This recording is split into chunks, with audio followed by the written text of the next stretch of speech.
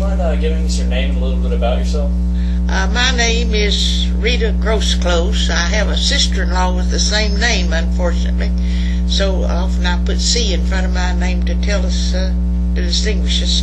But I have lived in Kingsport all my life. I live in the house where I was born.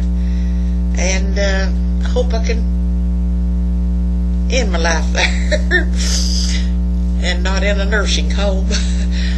Of course, I attended Jackson School, the best elementary school in Kingsport, and went to junior high and high school at the old Dobbins Bennett because the 7th and 8th grade were in with the high school grades at that time.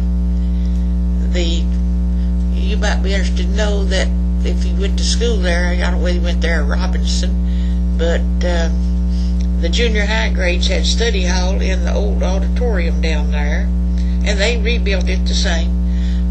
And the high school students met up on the 2nd floor in 2 classrooms thrown together for study hall. So I only went to 2 schools in Kingsport. And after that I went over to Mrs. Pridemore always liked to say the normal East Tennessee State. And I went over there 4 years. Then I went to Oak Ridge and worked for 3 years. After working in Oak Ridge 3 years, I worked at Y12 for the Eastman, which is, of course, a good company to work for. I don't regret it all spending 3 years down there. In fact, I ran into a lot of smart people. My foreman in Oak Ridge was a PhD from the University of Chicago.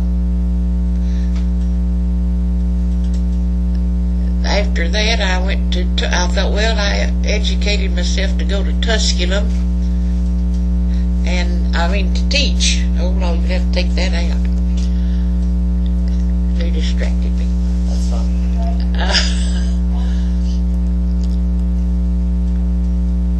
So I was offered a job at Tusculum College. I stayed there 3 years. Then, believe it or not, I came back to Dobbins Bennett and taught the rest of my life here.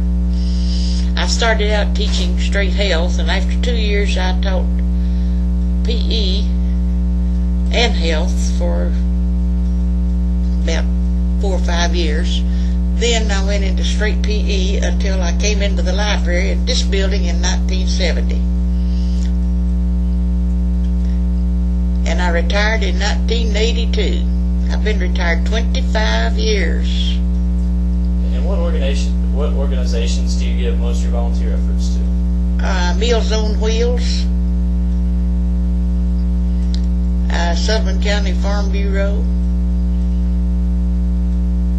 and of course I try to go to church and have a duty there. But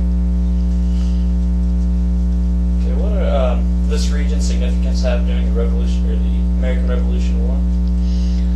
Well, a lot of people do not know this. We have a few that do. I guess the DAR members may be about the only ones. But we had two battles in the Revolution that were fought in the state of Tennessee. One was the Battle of Long Island Flats, they called it, and the other was in Chattanooga. So that in itself makes Kingsport significant. Of course, now it was between the British had incited the Indians against the settlers, and of course the settlers had started moving in here, and they were worried about them taking over their hunting grounds. But it was between the Indians and settlers, not any. Of course, they did have a man from the Virginia militia, Colonel Gilbert Christian, in charge of troops here, and they'd moved some troops in from Fincastle County because they were worried about the Indians attacking the settlers. You know, we had a family massacred up here. You know where Boozy Creek comes into Bloomingdale Pike, up around above Crown Colony there? There's an old mill down below. Well, anyway, that was the oldest settlement in Sullivan County, and a family was massacred there about around 1774, I believe. The log house is still standing up Boozy Creek Road. Did a lot of the members from Kingsport go and fight in the Battle of Kings Mountain? well, some of them, a few went from around here, but you don't have many veterans' graves here in Sullivan County. Now, several got land grants from the state of North Carolina around here, around 1782 and all. But, well, we had 74, I guess they had about, I believe, about 74 families in here by 1774. Now, remember, your Declaration of Independence wasn't until 1776, and that's when the Battle of Long Island Flats was, right after the 4th of July, by coincidence. Nobody came in and started, from saying that declared independence or anything. As I said, it was considered, though, a battle of the Revolution because of the British forts around. Who is that fella? He keeps waving at me, and I don't know him. Are you supposed to interview somebody else? We're going to continue. What significance does the boatyard on the Holston River have in our history? Well, that was really, to use an old expression around here, that was the jumping off place for people going elsewhere and shipping their goods. When you think about it, that's what happened to Kingsport at one time. It started, a booming navigation system was in place down on the South Fork River there in front of Netherland. It was really, I believe, on down below. That island has sort of always been out there. But we actually had a steamboat come up that fork of the river. I'd say it didn't come any farther than, the picnic area on down below the Netherland Inn on the river bank. See, that's deeper, a lot deeper water, and I'd say it didn't come much farther than that. But there's an account in the Kingsport Times News sometime between 1920 and 25, written by a gentleman who lived up at Arcadia. His name was Newland, and he talked about coming in on that ship. Somewhere I have it written down. Why should we be interested and knowledgeable about our region's 250-year-old history, as well as the recent history? Now what? So why should we be interested in our region's history, the old history, and what's going on now? Well, I've always felt like that you could learn something from your elders, and we should be proud of our heritage.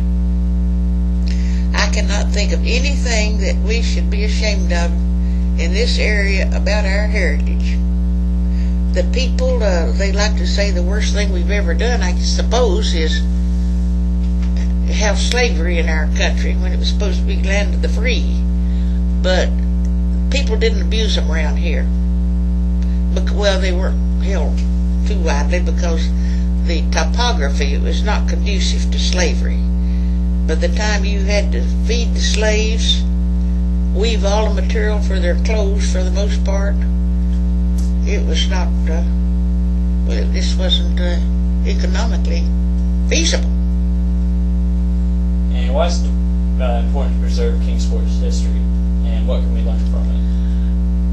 Well, I think that there's something wrong with you if you can't be proud of your ancestors. And I think that we need to try to be more like them today. We have too many people. It's just like the Mexican coming in, don't know. It gets worse all the time. People know less and less about their country. Is there anything that you'd like to add on about our region? I actually have a question. I can remember when I was in high school, we had a teacher he was from, I want to say South Dakota, but I could be wrong. He had been all over. He had even been on the first bird expedition into Antarctica. You've heard of the bird expedition to Antarctica, the first one. That took courage, didn't it? Anyway, he came back. He had taught here in Kingsport, and he came back to teach a second time, and he told us, when I had him in science, he said, "You all live in the prettiest section of the country there is. Southwest Virginia, East Tennessee, and Western North Carolina."